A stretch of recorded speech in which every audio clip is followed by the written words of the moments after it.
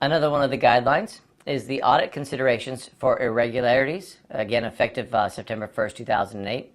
Of course, again, these were guidelines that helped provide the auditor with a means for understanding what they should be looking at should they come across any type of irregularities or illegal acts that are happening as the course of their audit. Again, it's guidelines for considerations on reporting and handling those things. Another guideline for audit sampling, effective August 1st, 2008, provides guidelines for what might be an effective sample of information that you're auditing. How much of it, how you should come about getting the information, what you should be looking for. And remember, sampling is one of those things we do when we are confronted with a large amount of information. We know we can't just look at all of it, but we can take little pieces of it and try to glean what it's all like based on those samples. And so it's guidelines about how to go through conducting that type of an audit. Effect of pervasive IS controls. This was effective August 1st, 2008. Now, of course, this means that we're looking at ways to, guidelines of how to evaluate controls.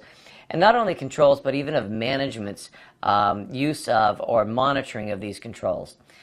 So as you're thinking about putting your audit together, I'm hoping you're seeing that these guidelines are designed in helping you come up with an effective and hopefully a professional way at going through and doing these audits so that you can, basically justify a lot of the techniques that you might choose to use based on the guidelines that you're seeing here. Another one of the guidelines is under the category of organizational relationship and independence. Now, this was effective August 1st, 2008. And what we're saying here, of course, is that we need to look at the management structure and the ability of me as an auditor to be truly independent through this auditing process. And so that's kind of where we're looking at the management and the authority that they have over the people doing the independent auditing, and whether or not there's any breakdown there that we have to deal with that's causing us to maybe not have the independence that we need. Again, guidelines for how you might deal with that, or to report it, or to work with it. Use of risk assessment and audit planning. All right, again, here effective August 1st, 2008. Now, there is some things you have to think about when it comes to risk assessment. That's can be used in a lot of different areas. We're talking about the risk assessment and audit planning. So what are we really saying? Well, there is a risk in doing audits. Now, this isn't saying risk assessment of a database, but going with your audits. In other words, if you're not thorough with your auditing, if your plan didn't show the type of thoroughness that you need, and you missed information, or you didn't gather enough information to come up with the right conclusions, there is some risk associated with those bad conclusions. And so these are guidelines for hopefully helping you avoid that type of situation. Application systems review, effective October 1st, 2008. And as it sounds, of course, here we're talking about applications that are running and the controls that we use to protect them.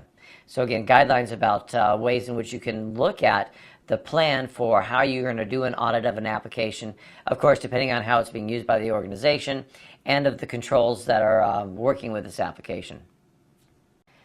We have guidelines to help you in the times when you might have to revise the planning. It's called Planning Revised. It was effective May 1st, 2010, and then that's what it's about, is to, during the course of your planned audit, if something has been discovered or found that may call for a revision in the plan, guidelines about how to go through that process. Effective third parties on organizations' IT controls, which is effective March 1st, 2009. Here, the guidelines are going to talk about your involvement in doing the audit to reach certain, of course, the IS-ACA standards and COBIT, and being able to do evaluations of third parties that are working with the organization that you're auditing, and their effect based on your standards of the audit. The next one is the effect of non-audit role on the IS auditors. All right, so what's a non-audit role? A non-audit role is a person who's not a part of the auditing team. Generally, these are issues where we are talking about upper management, almost what I like to call C-levels, the CEOs, CIOs, CFOs, those types of folks. And of course, they have an effect on your job as an auditor.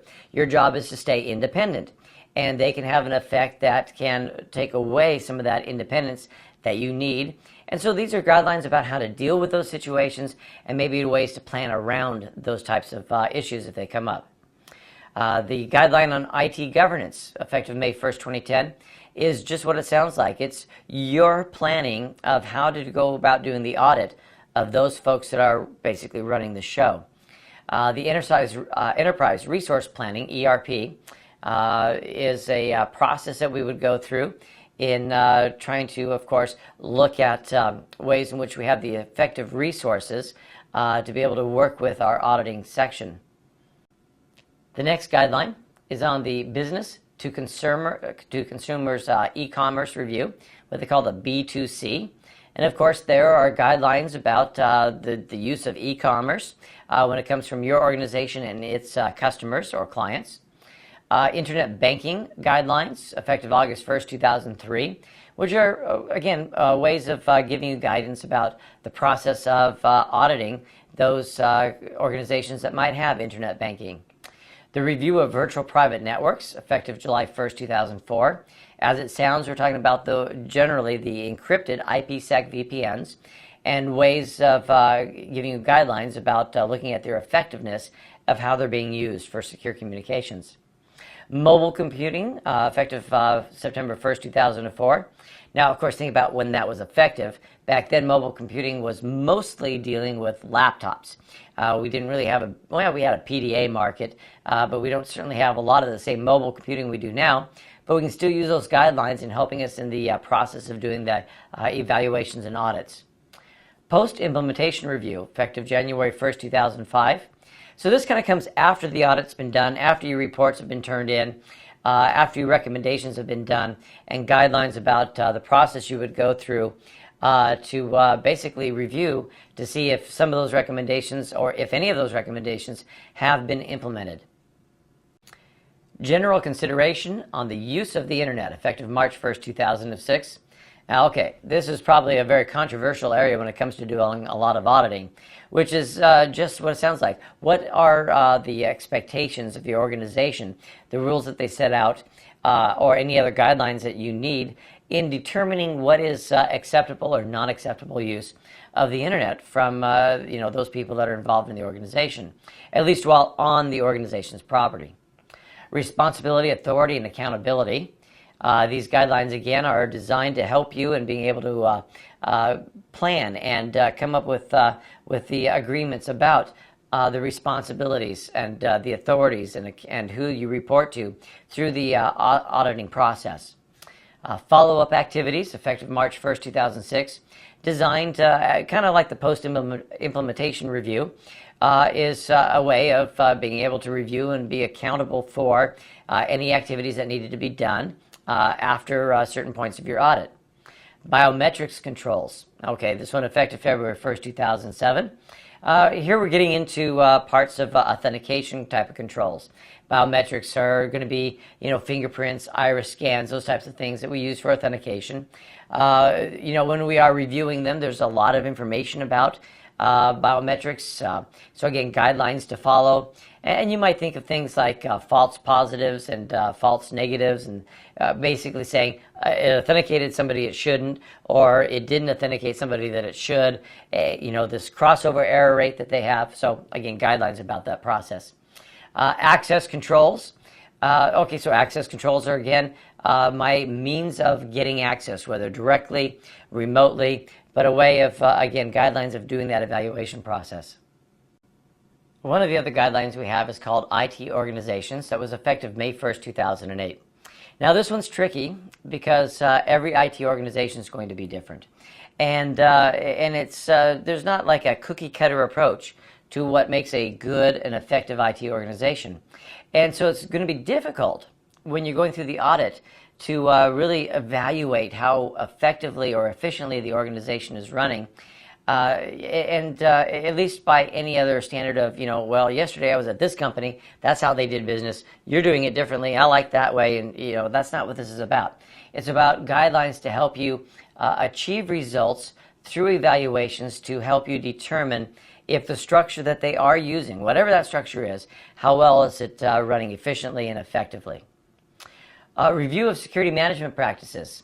Okay, so here, this is a guideline of basically being able to look at the way in which the IT organization is currently conducting security, managing security, their practices, and whether or not those are sufficient or meeting whatever the objectives are. Return on security investment, effective May 1st, 2010, is a guideline in the evaluation of a control.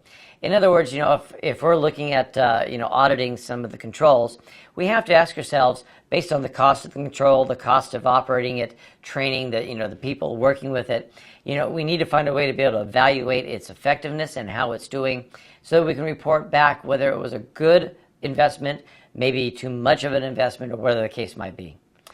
Continuous assurance, another guideline that was active May 1st, 2010. Now, this is an ongoing process. It's a way of making recommendations, a guideline of the recommendations you make that a corporation or organization would use to continue to give them the assurance that controls are working the way they should after you're done and gone with the audit.